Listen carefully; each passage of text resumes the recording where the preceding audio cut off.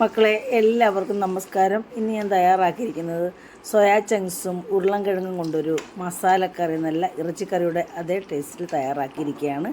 ആദ്യമായിട്ട് പാചകം പഠിച്ചു വരുന്ന കുട്ടികൾക്കും അറിയാൻ പാടില്ലാത്തവർക്കും വേണ്ടിയാണ് ഇത് തയ്യാറാക്കുന്നത്.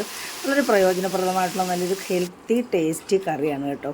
ഒരു തവണ ഇങ്ങനെയൊന്ന് വെച്ച് നോക്കിയാൽ പിന്നെ നമ്മൾ വീണ്ടും ഇങ്ങനെ വെക്കൂ. സോയാ ചങ്ക്സൊക്കെ കിട്ടുമ്പോൾ കുട്ടികളായാലും മുതിർന്നവരായാലും ആവശ്യപ്പെടും. ഇങ്ങനെ വെച്ചാൽ മതിയെന്ന്. അത്രയ്ക്ക് രുചികരമായിട്ടുള്ള ഒരു കറിയാണ്. എന്തിൻ്റെ കൂടെ വേണമെങ്കിലും നമുക്ക് കഴിക്കാം കേട്ടോ. ചോറ്, ചപ്പാത്തി, എന്ത് പലഹാരത്തിൻ്റെ കൂടെ വേണമെങ്കിലും കഴിക്കാൻ പറ്റുന്ന നല്ലൊരു രുചികരമായിട്ടുള്ളൊരു കറിയാണ്.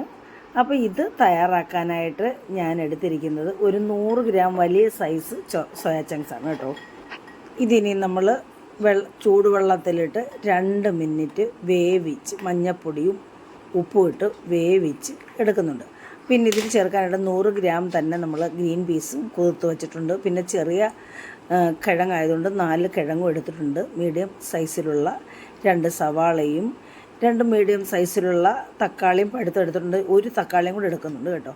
പിന്നെ എരിവിന് ആവശ്യത്തിന് 3 പച്ചമുളകും എടുത്തിട്ടുണ്ട്. പിന്നെ ഇതിൽ ചേർക്കാൻ ഒരു 3-4 കഷ്ണം ഇഞ്ചി എടുത്തിട്ടുണ്ട്. ഒരു 10-12 ചെറിയ അല്ലി വെളുത്തുള്ളിയും എടുത്തിട്ടുണ്ട്. ചെറുതായതുകൊണ്ട് 12 എടുത്തത്. ഇത് നമ്മളൊന്ന് ചതയ്ക്കുകയും ചെയ്യുന്നുണ്ട് ചെറുതായിട്ട് അരിഞ്ഞ്.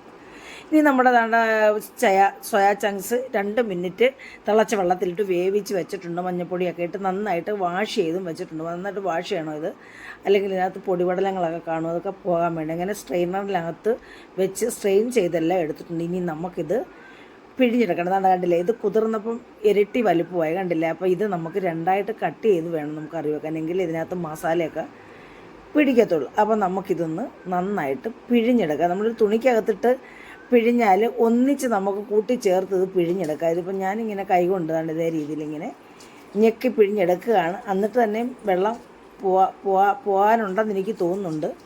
അപ്പോൾ ഇതെല്ലാം ഞെക്കി പിഴിഞ്ഞ് എടുത്തിട്ട് നമുക്കിത് വലുതായതുകൊണ്ട് കട്ട് ചെയ്യണം. എല്ലാം ഞെക്കി പിഴിഞ്ഞിട്ടുണ്ട്. ഇതാണ്ട് ഇതേ രീതിയിൽ 2ആയിട്ട് കട്ട് ചെയ്യണം. 4ആയിട്ട് കട്ട് ചെയ്യേണ്ട. ഇറച്ചിക്കറിയുടെ രീതിയിലായതുകൊണ്ട് ഇറച്ചിക്കറിയുടെ വലുപ്പത്തിൽ നമുക്ക് കട്ട് ചെയ്യാം. ഇറച്ചിക്കറിയുടെ വലുപ്പം ഇല്ല എങ്കിലും ഞാനങ്ങ് പറയുകയാണ് കേട്ടോ. എന്നാലും ഇതിനകത്ത് മസാലയൊക്കെ പിടിക്കത്തുള്ളൂ.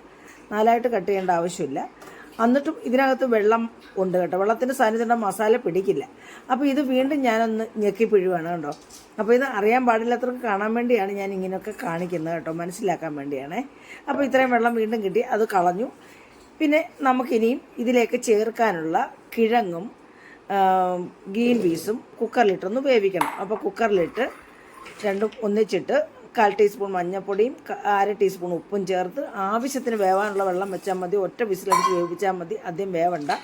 ഇത് നമുക്ക് കുക്കറിൽ അടച്ച് വെച്ച് ഒരു വിസിലടിച്ച് ഇറക്കി വെക്കാം. എന്നിട്ട് ആവി കളഞ്ഞിട്ട് നമുക്ക് കറിക്കകത്ത് ചേർക്കാം. അപ്പം കറി തയ്യാറാക്കാനായിട്ട് പാൻ അടുപ്പിൽ വെച്ച് ചൂടായ പാനിലേക്ക് 1.5 ടേബിൾ സ്പൂൺ വെളിച്ചെണ്ണ ഒഴിച്ചു. അതിലേക്ക് 1/2 ടീസ്പൂൺ കടുകും ചേർത്ത് പൊട്ടിയതിന് ശേഷം നമ്മൾ ആവശ്യത്തിന് കറിവേപ്പില ഇട്ട് കൊടുക്കണം കേട്ടോ.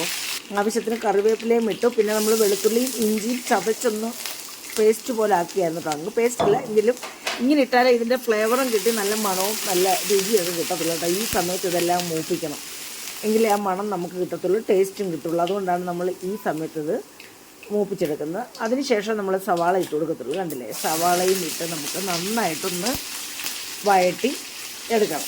വറ്റൻമുളകും ചേർക്കാം കേട്ടോ, ഞാൻ ചേർത്തില്ല കേട്ടോ.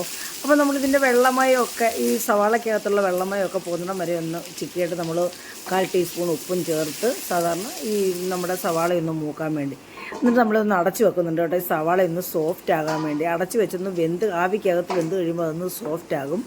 കണ്ടില്ലേ, എന്നിട്ടിത് നന്നായിട്ട് ഒന്നുകൂടെ ഒന്ന് ഓപ്പണായിട്ടിട്ട് നമ്മളിതൊന്ന് വഴറ്റി വേവിച്ച് മൂപ്പിച്ച് എടുക്കുന്നുണ്ട്. അപ്പോൾ ഇതേ രീതിയിൽ ചെയ്യുമ്പോഴേ ഇങ്ങനെ കിട്ടുകയുള്ളൂ, നന്നായിട്ട് മൂത്ത്. ഈ സമയത്ത് നമ്മൾ മസാലകളായ മഞ്ഞൾപ്പൊടി 1/4 ടീസ്പൂൺ, 1/2 ടീസ്പൂൺ പെരുംജീരകപ്പൊടി, 1.5 ടീസ്പൂൺ മല്ലിപ്പൊടി, 1 ടീസ്പൂൺ ഇറച്ചി മസാല, പിന്നെ 2 ടേബിൾ സ്പൂൺ മുളക് പൊടി ചേർക്കുന്നുണ്ട് കേട്ടോ. എന്നിട്ട് നമ്മളിതെല്ലാം കൂട്ടി ഇളക്കി നന്നായിട്ട് ആ മസാലകളെല്ലാം നമ്മുടെ ഈ സവാളയുടെ എണ്ണയ്ക്കകത്ത് കിടന്ന് നന്നായിട്ട് മൂപ്പിച്ചെടുക്കണം കേട്ടോ. ഈ സമയത്ത് നമ്മൾ 1/2 ടീസ്പൂൺ കുരുമുളക് പൊടി നമ്മുടെ ടേസ്റ്റ് അനുസരിച്ച് ചേർക്കാം കേട്ടോ. എരിവും കുരുമുളകും സ്പൈസസും എല്ലാം നമ്മുടെ ടേസ്റ്റ് അനുസരിച്ച് ചേർക്കാം. ഈ സമയത്ത് നമ്മൾ നമ്മുടെ റെഡിയാക്കി വെച്ചിരിക്കുന്ന സോയാ ചങ്ക്സ് ചേർത്ത് കൊടുത്ത് ഈ മസാലയ്ക്കകത്തിട്ട് നന്നായിട്ട് കൂട്ടിയിളക്കാം. നമ്മുടെ ആവശ്യത്തിന് സ്പൈസസ് ഒക്കെ ചേർക്കാം കേട്ടോ. നമുക്ക് ഇത്രയൊക്കെ മതി. ഏലക്കായോ അല്ലെങ്കിൽ പിന്നെ പട്ടയോ ഒക്കെ ചേർക്കാം കേട്ടോ. അപ്പോൾ ഇതെല്ലാം നന്നായിട്ട് കൂട്ടി പിടിപ്പിച്ചിട്ട് നമ്മൾ 2-3 പ്രാവശ്യം ഇങ്ങനെ അടച്ചു വെച്ച് വേവിക്കും. കാരണം ഇതിനകത്ത് മസാലയൊക്കെ കയറാൻ വേണ്ടി. അങ്ങനെയാണ്, എന്നാലും നമുക്കിതിൻ്റെ ടേസ്റ്റ് നന്നായിട്ട് കിട്ടുകയുള്ളൂ. ഇതെല്ലാം 2-3 തവണ എല്ലാം അടച്ചു വെച്ച് മൂപ്പിച്ചതിന് ശേഷം നമ്മൾ ഈ പച്ചമുളക് നമ്മൾ ഇട്ട് കൊടുക്കത്തില്ല കേട്ടോ. പച്ചമുളക് ആദ്യം ഇട്ടാൽ ഇത് വെന്തങ്ങ് ഉടഞ്ഞു പോകും. അപ്പോൾ നമ്മൾ ഈ പച്ചമുളക് ഇട്ടതിന് ശേഷം കൂട്ടി ഇളക്കിയിട്ട് നമ്മൾ ഈ ആവിയിൽ വെച്ച് ഒന്നുകൂടെ അത് കൂട്ടി ചേർത്തൊന്ന് വേവിക്കുന്നുണ്ട്. അങ്ങനെ ഇതെല്ലാം നന്നായിട്ട് ഇതിൻ്റെ മസാലകളെല്ലാം നമ്മുടെ ഈ സോയാ ചങ്ക്സിൽ പിടിച്ച് കഴിയുമ്പോൾ നമ്മൾ അരച്ച് ഫൈൻ പേസ്റ്റാക്കി അരച്ച് വെച്ചിരിക്കും നമ്മുടെ തക്കാളിയും കൂടെ ചേർത്ത് കൊടുത്ത് ഒന്ന് കൂട്ടി ഇളക്കി ആവശ്യത്തിന് വെള്ളം പാത്രം കഴിയും കൂടെ ഒഴിച്ച് കൊടുക്കുന്നുണ്ട്. അത് നമ്മളതൊന്ന് ഇളക്കി കൂട്ടി യോജിപ്പിച്ചിട്ട് നമ്മുടെ ഈ തക്കാളിയുടെ പച്ച മണവും പച്ച ചുവയൊക്കെ മാറാൻ വേണ്ടി അതൊന്ന് മൂപ്പിക്കണം. ഇങ്ങനെ ഒന്ന് വഴറ്റണം. വഴറ്റിയതിന് ശേഷം ഇത് കൂട്ടിച്ചേരാൻ വേണ്ടി കുറച്ച് വെള്ളവും കൂടെ ചേർത്ത് നമ്മൾ ഇതും ഇതുപോലെ നമുക്ക് 2-3 മിനിറ്റ് അടച്ചു വെച്ച് നന്നായിട്ട് വേവിക്കാം. നമ്മുടെ സോയാ ചങ്ക്സിനകത്ത് നന്നായിട്ട് മസാല പിടിക്കണം. അപ്പോഴാണ് അതിൻ്റെ ടേസ്റ്റ്.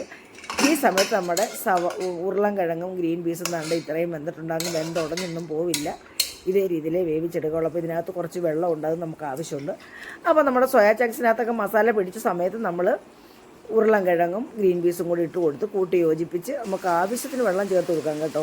ആവശ്യത്തിന് വെള്ളവും ഉപ്പ് നമ്മൾ പലതവണയായിട്ട് ചേർത്തായിരുന്നു കേട്ടോ. അപ്പോൾ ഇത് നമ്മുടെ മസാലകളെല്ലാം കൂട്ടി യോജിക്കാൻ വേണ്ടി ആവശ്യത്തിന് വെള്ളം ഒഴിച്ച് നമുക്ക് വീണ്ടും അടച്ചു വെച്ച് തുറന്നു നോക്കി വീണ്ടും ആവശ്യത്തിന് കറിവേപ്പില ഇട്ട് ഉപ്പൊക്കെ ഉണ്ട് ആവശ്യത്തിന് കേട്ടോ. ഉപ്പ് ഇച്ചിരി കൂടെ ചേർത്ത് കൊടുത്തായിരുന്നു. അപ്പം കണ്ടില്ലേ, നമ്മുടെ എണ്ണയെല്ലാം തെളിഞ്ഞ് ഇനിയും ഒന്നും കൂടെ കുറുകി വരണം. അപ്പോഴാണ് ഇതിൻ്റെ ടേസ്റ്റിൻ്റെ ഹൈലൈറ്റ്. അപ്പം നമ്മുടെ കറിയെല്ലാം ഇവിടെ കുറുകി സെറ്റായിട്ടുണ്ട്. അപ്പോൾ എല്ലാവർക്കും ഇഷ്ടപ്പെട്ട് കാണുമെന്ന് വിശ്വസിക്കുന്ന മക്കളെ. ഇഷ്ടപ്പെട്ടിട്ടുണ്ടെങ്കിൽ ഒരു തവണയെങ്കിലും ഇതേ രീതിയിൽ കറി വെച്ച് നോക്കണം കേട്ടോ. എല്ലാവർക്കും ഇഷ്ടപ്പെടും. നമ്മുടെ വീട്ടിലുള്ള കുഞ്ഞുങ്ങൾക്കും മുതിർന്നവർക്കും ഒക്കെ ഇഷ്ടപ്പെടും. വീണ്ടും ഇങ്ങനെ സോയാ ചങ്ക്സ് വാങ്ങിച്ചുകൊണ്ട് തരും ഇങ്ങനെ ചെയ്ത് കൊടുക്കാൻ. അത്രയ്ക്ക് രുചിയാണ് കേട്ടോ മക്കളെ. ഞാൻ ചെയ്തതുകൊണ്ട് പറയുമല്ല. ഞാൻ ഈ സോയാ ചങ്ക്സ് ഒന്നും കൂട്ടത്തില്ല. ഞാൻ ഇങ്ങനെയൊക്കെ വെക്കാൻ തുടങ്ങിയപ്പോൾ ഞാനിത് കഴിക്കും, ആസ്വദിച്ച് കഴിക്കും. ഞാനിന്ന് ചപ്പാത്തിയാണ് ഇതിൻ്റെ കൂടെ കഴിച്ചത്. അത്രയ്ക്ക് രുചിയാണ്. അപ്പോൾ ഇഷ്ടപ്പെടേണ്ട എല്ലാവരും അമ്മയ്ക്ക് പഴയതുപോലെ കമൻറ്റും അതുപോലെ തന്നെ ലൈക്കും ആദ്യമായിട്ട് കാണുന്ന മക്കൾ സബ്സ്ക്രൈബും ചെയ്യണം കേട്ടോ. സബ്സ്ക്രൈബും ചെയ്ത് ഈ അമ്മയെ സഹായിക്കണം ആദ്യമായിട്ട് കാണുന്നവർ. അപ്പോൾ എല്ലാവർക്കും ഇഷ്ടപ്പെടുന്ന ഇതേ രീതിയിൽ ചെയ്ത് നോക്കണം കേട്ടോ, ഒറ്റ തവണയെങ്കിലും. പിന്നെ ഇതിൽ ഓൾ എന്ന ഒരു ഓപ്ഷനും കൂടെ ഇനേബിൾ ചെയ്തെങ്കിലേ അമ്മ ഇടുന്ന വീഡിയോസിൻ്റെയൊക്കെ നോട്ടിഫിക്കേഷൻ കിട്ടുകയുള്ളൂ. അതുപോലെ തന്നെ ഹൈപ്പ് എന്ന് പറയുന്നൊരു ഓപ്ഷനുണ്ട്, അതും ഒന്ന് ചെയ്യണം മക്കളെ. അപ്പോൾ എല്ലാവരും സന്തോഷമായിട്ടും സുഖമായിട്ടും ഇരിക്കുക. കാലാവസ്ഥയൊക്കെ വളരെ മോശമാണ്. അപ്പം വെള്ളം ധാരാളം കുടിക്കണം, തിളപ്പിച്ചാർച്ച വെള്ളം കുടിക്കണം. ഭയങ്കര ചൂടാണല്ലോ. അപ്പം പിന്നെ അതുപോലെ തന്നെ ഈ പൊടിപടലങ്ങളൊക്കെ ശ്വസിച്ച് പനിയൊക്കെ വരാനുള്ള സാധ്യതയുണ്ട് കേട്ടോ. അപ്പോൾ അടുത്തൊരു നല്ല വീഡിയോ ആയിട്ട് വരുന്നവരെയും നന്ദി.